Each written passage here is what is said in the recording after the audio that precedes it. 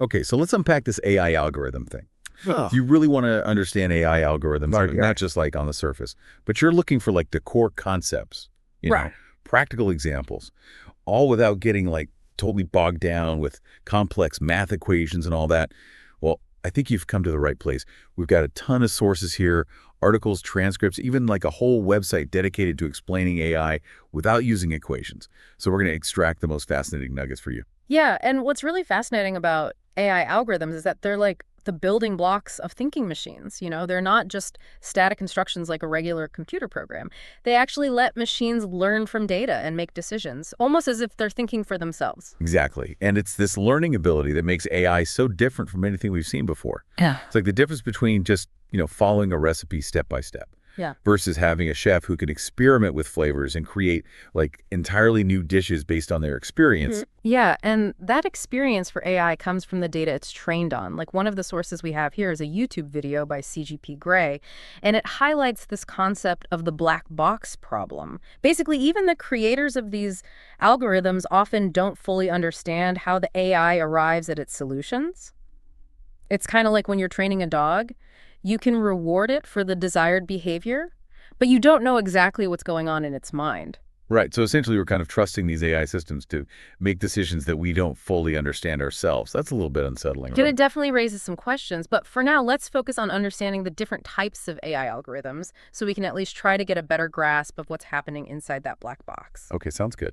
So where do we start? What about this supervised learning? Sounds like something straight out of like a sci-fi movie. Well, it's not quite as dramatic as it sounds. Supervised learning basically just means we give the AI labeled data to learn from. Think of it like a teacher showing a student flashcards with pictures of cats and dogs, each labeled with the correct animal, and then the AI learns to distinguish between them based on these labeled examples. Ah, okay. So the AI is being supervised Hmm. by this labeled data, which Yeah. helps it learn to make like accurate predictions. Exactly. And there are lots of different algorithms within supervised learning, each with its own strengths and weaknesses. Actually, we have this great website here, Machine Learning Mastery.com, that breaks down some of the key ones. Fantastic. So what kind of algorithms are we talking about here? Well, let's start with decision trees. They basically work exactly as they sound, like an upside-down tree. So the data forms the roots. The branches represent different decision points, and then the leaves are the final outcomes. Okay, so I'm picturing like a flow chart, Yeah. but in tree form. Sounds pretty straightforward. Yeah, exactly. It's a great way to visualize how classification works, especially for like simpler data sets. And then you have random forests, which are essentially a collection of decision trees, all working together. Kind of like a team of experts voting on the best solution. So it's like getting a second opinion, but from multiple trees. Exactly. They're really powerful for more complex data sets, but they can be a bit harder to interpret than just a single decision tree. Okay, I got it.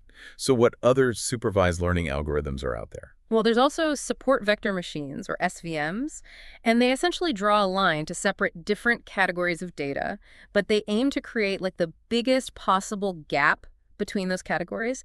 So imagine like a playground with kids who like swings and kids who like slides, and SVM would draw a line to separate them with the biggest possible gap, ensuring maximum peace and quiet. So it's like a strategic playground monitor, Mm-hmm. maximizing peace and quiet. I love it. Okay, so what about this naive Bayes algorithm? The name sounds kind of, well, Oh, well. it's called naive because it makes this simplifying assumption that features are independent of each other, which isn't always true in real life, but surprisingly, it often works really well, especially for things like filtering spam emails. Okay, so how does it actually work? Okay, so imagine you're looking at an email, and it's full of exclamation points and offers for free cruises. The naive Bayes algorithm would look at each of those features individually, calculate the probability of them appearing in a spam email, and then combine those probabilities to determine the overall likelihood that the email is spam. So the more exclamation points in cruise offers, the higher the spam probability. Makes sense. Are there any like real-world examples of naive Bayes in action? Oh, absolutely. It's commonly used in spam filters, sentiment analysis to determine whether text expresses positive or negative emotions, and even in medical diagnoses. Wow, that's pretty impressive for an algorithm with naive in its name. Okay, so we've covered a good chunk of supervised learning. What's next on our AI algorithm adventure? So now let's move into like the world of unsupervised learning. This is where things get really interesting. Instead of giving the AI labeled data, we just kind of let it loose on this unlabeled data and task it with finding patterns all on its own. So it's like a detective trying to solve a case. Mm. without knowing who the suspects are or anything. Yeah, exactly. And one of the most common techniques in unsupervised learning is clustering, where the algorithm groups similar data points together. A classic example is the k-means clustering algorithm. Okay, so I'm picturing like stars in the sky being grouped into constellations based on their proximity. Is that kind of how K-means works? You're on the right track. Imagine like grouping stars based on how close they are, forming these clusters in the vastness of space. K-means does the same thing with data points, creating clusters based on their similarity. So the algorithm just like decides how many clusters to create. Actually, we have to tell it how many clusters to look for, which is represented by the K value. Choosing the right K value can be a bit tricky, though. It really depends on the specific data set and what we're trying to achieve with it. So there's still a bit of human guidance involved, even in this unsupervised learning process. Absolutely. Choosing the right algorithm and its settings is often a combination of art and science in machine learning. Okay, that makes sense. So we have K-means, which clusters data points into like neat little circles. What if the patterns in the data are more complex than that, though? Well, that's where Gaussian mixture models come in. They're similar to k-means, but they allow for more like flexible cluster shapes, not just perfect circles. So if the data points are scattered in like a more elliptical or irregular pattern, Gaussian mixture models can handle that. Precisely. They're particularly useful when the data points don't neatly fall into perfectly round groups, allowing for a more nuanced understanding of the underlying structure. Okay, cool. So we've explored supervised learning and unsupervised learning. What other like fascinating corners of the AI algorithm world are there to discover? Well, let's move on to reinforcement learning. This one is all about learning through trial and error. Ooh, this sounds intriguing. Is it kind of like a digital version of Pavlov's dog, with rewards and punishments shaping the AI's behavior? That's actually a fantastic analogy. The AI is like the dog, the environment is the world, and the reward is the treat for doing something right. The AI agent interacts with its environment, takes actions, and receives feedback in the form of these rewards or penalties, learning to maximize its rewards over time. So it's like a video game character learning to navigate a maze, collecting points for good moves, and losing points for bad ones. Exactly. And the applications of reinforcement learning extend far beyond games. Actually, one of our sources, a paper from UCLA, highlights how doctors are using it to design personalized treatment plans, adapting the approach based on how each patient responds. That's incredible. It's like having a virtual doctor constantly monitoring and adjusting your treatment in real time. Exactly. Reinforcement learning is proving to be incredibly versatile. All right, let's shift gears a bit and talk about neural networks. I've heard so much about them. They're like the celebrities of the AI world, right? They definitely get a lot of attention, and for good reason.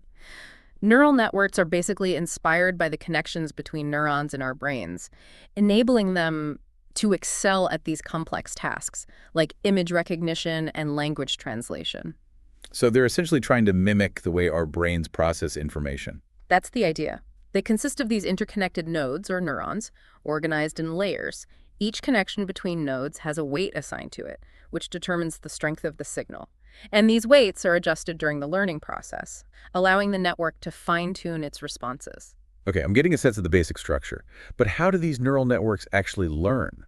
Well, imagine a child learning to recognize letters. They might start by identifying simple features, like lines and curves, then gradually learn to combine those features into more complex shapes, and eventually recognizing entire letters.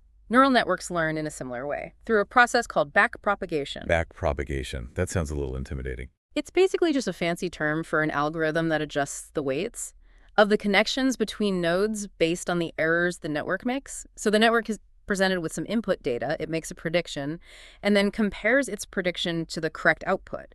And then the error is propagated back through the network, and the weights are adjusted to try to reduce that error in future predictions. So it's like a student getting feedback on a test and using that feedback to study more effectively for the next one. Exactly. Through these repeated cycles of input prediction, error calculation, and weight adjustment, neural networks can learn to perform incredibly complex tasks. Wow, that's amazing. Now, I've heard about different types of neural networks. What are CNNs all about? So CNNs, or convolutional neural networks, are specifically designed for image processing. They have these layers that act like filters, detecting increasingly complex features in images, from edges and lines to shapes and textures, and eventually recognizing entire objects. So it's like a digital artist sketching an image. starting with basic outlines and gradually adding more detail until a recognizable picture emerges. That's a great way to visualize it. CNNs are the powerhouses behind image recognition systems used in self-driving cars, facial recognition software, medical imaging analysis, and so much more. Okay, my mind is officially blown. These neural networks are incredible. But let's bring it back down to earth for a moment Yeah? and talk about how these AI algorithms actually impact our daily lives. That's a crucial point. AI is no longer just this futuristic concept. It's actually woven into the fabric of our everyday experiences. We have this fantastic article from Relevant Software that dives into some fascinating examples. Fantastic. Let's explore this AI-powered world we're living in. Yeah, so for starters, think about those virtual personal assistants like Siri Alexa and Google Assistant. They all use natural language processing, it's another branch of AI, to understand your voice commands and then respond accordingly. Oh yeah, it's like having a little digital genie in our pockets, ready to answer all our questions and carry out our requests. What other everyday examples can you share? Well, think about those recommendations you get on social media. Those are driven by AI algorithms too, analyzing your behavior, your likes and shares, to try and predict what content you'll find most engaging. Yeah, sometimes it's a little creepy how well they seem to know me. And what about online shopping? I've noticed that Amazon seems to know exactly what I want to buy before I even search for it. That's the magic of AI at work. E-commerce platforms use these recommendation engines, powered by AI, to suggest products you might like based on your browsing history, your purchase history, even items you've added to your cart but haven't purchased yet. It's impressive, but also a bit unnerving. Yeah. It feels like these algorithms are constantly learning and adapting to our behavior, almost like they're developing the digital profile of who we are. Yeah, you're right to point that out. The increasing pervasiveness of AI definitely raises some important questions. But for now, let's focus on the advancements and what we can expect to see in the coming years. Okay, so self-driving cars, personalized healthcare, eerily accurate recommendations. It's clear that AI algorithms are transforming the world around us. But what about the future? What can we expect to see in the coming years? Well, the pace of innovation in AI is just astonishing. One area that's really exciting is the development of artificial general intelligence, or AGI. It's like the concept of AI systems that can perform any intellectual task that a human being can. Whoa, that's like the ultimate goal of AI research, right? Creating machines that are as intelligent as humans. Or perhaps even more so. Exactly. AGI is still largely a theoretical concept, but there's been significant progress in areas like natural language processing and machine learning that are bringing us closer to that goal. Okay, so AGI is like the long-term vision. Yeah. But what about more immediate advancements? What can we expect to see in the next few years? Well, one trend that's likely to continue is the increasing personalization of AI. As AI systems gather more data about our individual preferences and behaviors, they'll become even better at tailoring their responses and recommendations to our specific needs. So our digital assistants will become even more like personal butlers, anticipating our desires and making our lives easier. That's one possibility. But as AI continues to evolve, its impact on our lives will only grow. So stay curious, stay informed, and stay engaged in the conversation about the future of AI. That's a great note to end on. This has been an incredible journey through the world of AI algorithms. We've learned so much, from the fundamental principles of machine learning to the just mind-blowing capabilities of neural networks. Yeah, and we've also highlighted the real-world applications of AI, from personalized recommendations to self-driving cars. And remember, the journey of understanding has just begun. There's a whole universe of possibilities within AI waiting to be explored. And we encourage you to keep learning, keep questioning, and keep pushing the boundaries of what's possible. So what does this all mean for you, our listeners? AI algorithms are already shaping your world, often in ways you may not even realize. Understanding the basics empowers you to engage with this technology in a more informed way. It also encourages you to ask critical questions about the role of AI in society. Consider the potential benefits and risks, and advocate for the development and use of AI in a way that aligns with your values. Absolutely. And here's a challenge for you. Start paying attention to where you encounter AI in your daily life. You'll be surprised how much there is.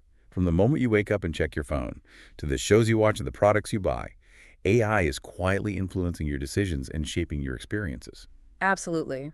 AI has the potential to revolutionize countless aspects of our lives, but it's up to us to ensure that this revolution is guided by principles and a commitment to well-being. Well said. Thanks for joining us on this deep dive into AI algorithms. And hey, if you're hungry for more AI knowledge, be sure to subscribe for more deep dives on this fascinating topic. And don't forget to check out my YouTube channel, Ian Ochieng AI. For tutorials and insights, you can find me by searching Ochieng, that's Ochieng, on YouTube. See you there. Until next time. See you later.